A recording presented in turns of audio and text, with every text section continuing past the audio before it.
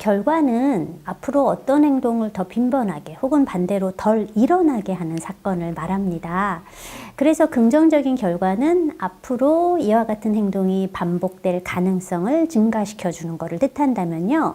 부정적인 결과는 반대로 그러한 행동을 감소시키는 것을 뜻하게 되겠죠.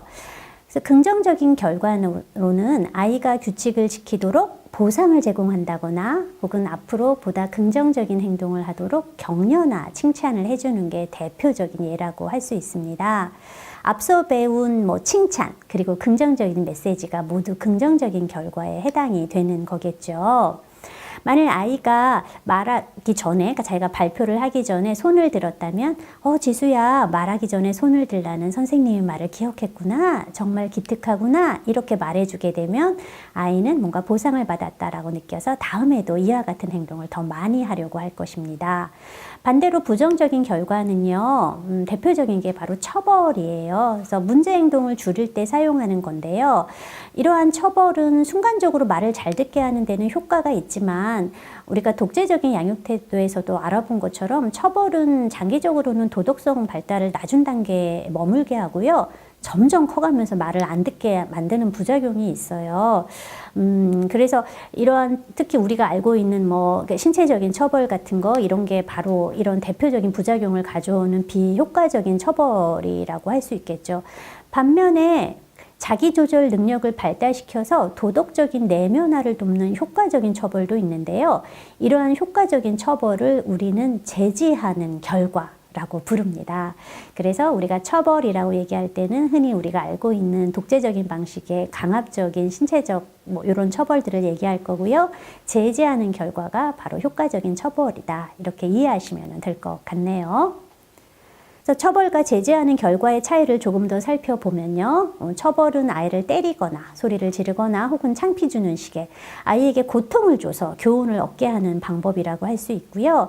그래서 힘과 강압에 의존하는 매우 거칠고 비합리적이고 낮은 수준의 방법이라고 할 수 있어요. 대개 이러한 처벌은 아무런 경고 없이 갑자기 확 행해지고요. 아이를 겁주거나 모욕하는 식의 위협적인 방식으로 이루어지게 돼요. 그래서 이러한 처벌은 아이를 올바르게 지도한다라는 목적보다는 아이가 잘못된 행동을 했을 때 대가를 치르게 하는 거에 더 초점을 둔다라고 보여지는 거죠. 그래서 또 처벌은 공감 발달을 강조하지도 않고요. 잘못된 행동에 대한 대안도 가르쳐주지 않아요. 따라서 처벌을 많이 받은 아이들은 이러한 강압적인 행위에 익숙해져서 시간이 지나면서 내성도 생기고요. 점점 더 반항적이 되고 적대적이 되고요. 어떻게 하면 들키지 않고 원하는 거를 할 수 있을까? 이런 거에 몰두하게 되죠. 이러한 이유들 때문에 처벌은 단기 효과는 있지만 내면화의 필수적인 공감, 추론, 그리고 새로운 문제 행동 기술을 가르쳐주지 못하기 때문에 아이들은 스스로 옳고 그른 행동 판단하고 이에 따른 적절한 행동 선택 못한다라고 볼 수 있어요. 반면 제지하는 결과는 효과적인 처벌 방식인데요. 예를 들어서 아이가 지능놀이를 하고 있는데 지능놀이 할 때는 옷소매를 걷는 게 규칙인데 선생님이 자 옷소매를 걷어라 라고 하는데 아이가 반응을 안 해요. 그러면 막 야단치거나 아니면 냅두는 게 아니라 아이에게 조용히 다가가서 소매를 걷어 올리지 않으면 너가 지능놀이를 할 수가 없어. 아니면 진흙이 소매에 묻어서 굉장히 성가시게 돼 라고 말해주고 소매를 걷고 놀 수 있도록 그러니까 끝까지 그 결과까지 이어지게 하는 것입니다. 바로 이게 제지하는 결과라고 볼 수 있어요. 이러한 제지하는 결과는 자신의 행동이 자기 자신과 타인에게 미치는 영향을 알도록 도와주는 매우 좋은 효과를 갖고 있고요. 궁극적으로는 우리가 강압이 아니라 아이가 자기 스스로 자기 조절을 가리키기 위한 목적들이 있다라고 볼 수 있겠네요. 제지하는 결과는 자신의 행동이 수정되는 경험을 통해서 보다 바람직한 행동을 배우도록 하고요. 결국은 스스로 바람직한 행동을 하도록 만들어 줄 수 있어요. 제지하는 결과를 사용하는 성인은 아이에게 강압이나 공포를 주지 않기 때문에 아이는 수치심도 느끼지 않고 공포감도 느끼지 않으면서 스스로 판단해서 더 나은 도덕적인 행동을 하게 만드는 거죠. 또 제지하는 결과는 규칙을 어기게 되면 어떤 일이 일어날지 정확하게 알게 해준다라는 점에서 아이에게 세상을 예측하는 능력도 발달시켜 줍니다. 자, 그럼 이런 제지하는 결과 아직도 조금 감이 안 오셨을 수 있는데요. 다음 설명 들으시면 아, 맞아, 그런 거 나도 알아 이렇게 생각하실 거예요. 제지하는 결과의 유형들 한번 살펴봅시다. 첫 번째, 자연적 결과입니다. 자연적 결과, 제가 가장 좋아하는 건데요. 자연적 결과는 성인의 직접적인 중재 없이도 일어나는 거예요. 예를 들어서 눈싸움을 하러 가는데 장갑을 끼지 않아요. 이거에 대해서 너 왜 장갑을 안 끼냐, 뭐 안 끼면 못 나간다, 너 손 시려울 텐데 어떡하냐, 이런 잔소리 전혀 할 필요 없습니다. 왜? 장갑을 안 끼면 금세 손 시려서 놀 수 없거든요. 자연이 스스로 아이의 행동에 대한 결과를 주는 그런 제지하는 결과 유형이라고 할 수 있습니다. 자연적 결과는 이처럼 아이가 한 행동이나 선택의 직접적인 결과고요. 따라서 아이는 자기가 이런 행동을 고집하게 되면 어떤 결과를 갖고 오는지 확실하게 알게 돼요. 자연적인 결과는 아이의 신체나 심리적인 안전에 저해를 가져오지 않는다면 가장 유용하게 사용될 수 있는 결과 유형인 거죠. 아까의 예로 들어가서 아이가 장갑을 안 끼고 나가겠다라고 한다면 굳이 잔소리하지 마시고요. 아마 너가 장갑을 끼지 않으면 손이 시려서 너가 좋아하는 눈싸움을 오래 할 수는 없을 거야. 엄마가 네 장갑을 이쪽 현관 앞에 놓을 테니 손 시려오면 언제든지 와서 끼고 가렴. 여기까지만 말해주면 됩니다.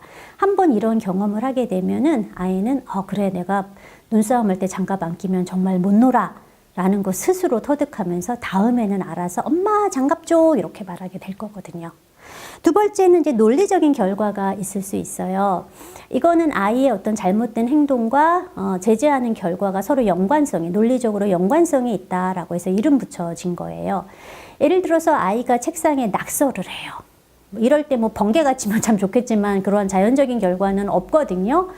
아이가 책상에 낙서를 할 때 교사는 너의 이러한 낙서하는 행동이 이 교실에 어떤 영향을 미치는지 알려주고요.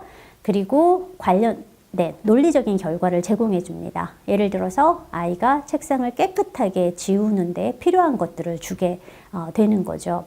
책상 위에 낙서를 지우는 거는 손상된 물건을 복구하도록 하는 거라서 책상에 낙서를 하는 행동과 낙서를 지우는 행동 사이에는 분명한 관련성이 있고요.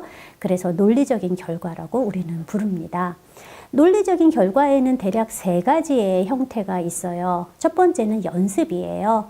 아이가 바람직한 행동을 연습하게 하는 거죠. 가령 복도를 뛰어가는 아이에게는 제지하는 결과로서, 그중 논리적인 결과로서 다시 되돌아와서 걸어서 가게 해서 올바르게 행동하는 걸 연습시키는 거가 될 수가 있고요. 복구는 아이의 잘못된 행동을 수정하게 하는 거예요. 아까 책상에 낙서한 애의 경우가 복구인 거죠. 책상을 원상태로 돌려두는 거니까요. 다른 예로는 다른 아이의 블럭을 망가뜨렸다면 블럭을 다시 만드는 걸 돕게 하는 게 논리적인 결과의 그 중에서 복구의 예라고 하실 수 있어요. 세 번째 논리적인 결과의 형태는 일시적 권리 상실이에요. 아이가 그 권리를 남용했어요. 그럼 잠깐 동안 그 남용했던 권리를 상실하게 하는 거죠. 예를 들어서 컴퓨터 자판을 쾅쾅 치고 있다면 잠시 동안 컴퓨터를 사용하지 못하게 하는 게 이에 해당이 됩니다. 연습과 복구는 가장 보편적인 그리고 가장 많이 사용하는 논리적인 결과라고 할 수 있고요. 이러한 방법은 모든 연령대의 아이들에게 다 도움이 돼요. 대부분의 상황에서도 쉽게 사용할 수 있고요.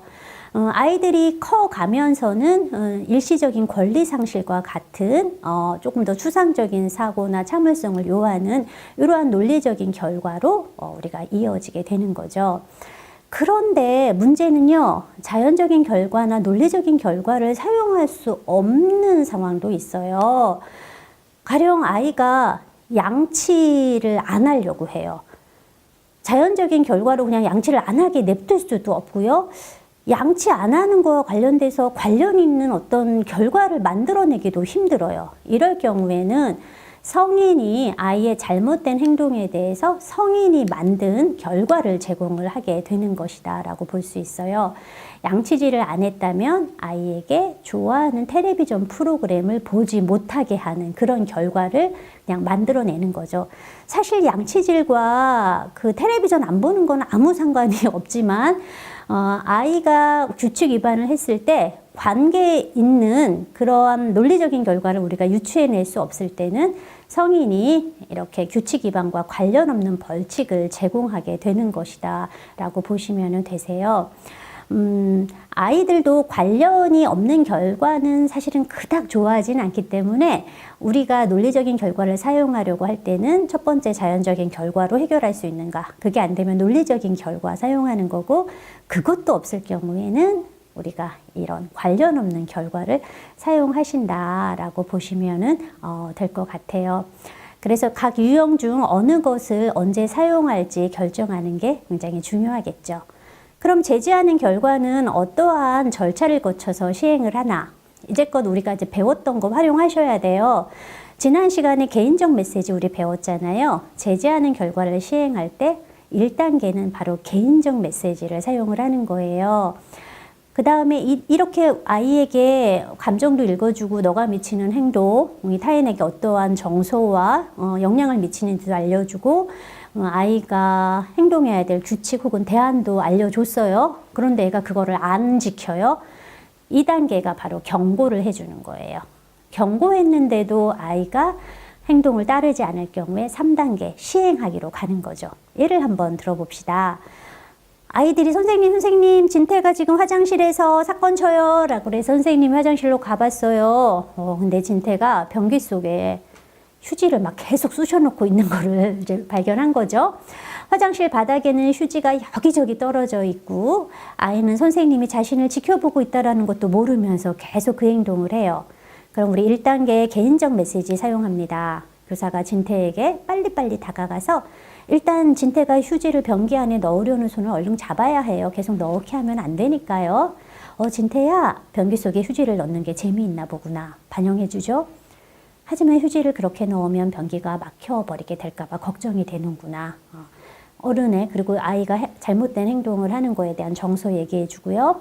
화장실 바닥도 더러워졌고 휴지를 변기 안으로 넣지는 말아라. 그리고 떨어진 휴지를 주우렴 하고 아이에게 대안 행동도 알려줍니다. 그런 다음에 교사는 진태가 지시를 따르도록 잠시 기다려줘요. 바로 행동하시면 안 돼요. 아이에게도 생각하고 결정할 시간을 줘야 하거든요. 그런데 진태는 문 쪽으로 도망을 가려고 하죠. 교사는 진태를 붙잡아 세웁니다. 그리고 2단계 경고하기 단계로 갑니다. 치우려 하지 않는구나. 어디부터 치워야 할지 한번 생각해 보렴. 스스로 하지 않으면 내가 치우도록 할 거야. 이렇게 경고한 다음에 교사는 잠시 또 기다려줍니다. 그래도 진태가 아무것도 하지 않고 그냥 서 있으면 교사는 빗자루와 쓰레바지를 가져다가 진태의 손에 쥐어주는 거죠. 그래도 진태가 행동을 하지 않으면 마지막 단계, 시행하기 단계로 갑니다. 어떤 행동을 해야 할지 결정하기가 어렵구나. 네가 정하지 않으면 선생님이 정한다라고 했지? 이쪽 구석부터 치우렴 하고 교사는 진태의 몸을 잡고 어지러진 곳으로 데려가서 치우게 하는 것입니다. 제지하는 결과를 사용할 때는 아이가 그 결과를 반드시 체험하도록 하는 것들이 앞으로 그 행동을 줄이는데 도움이 된다는 거 꼭 명심하시기 바랍니다.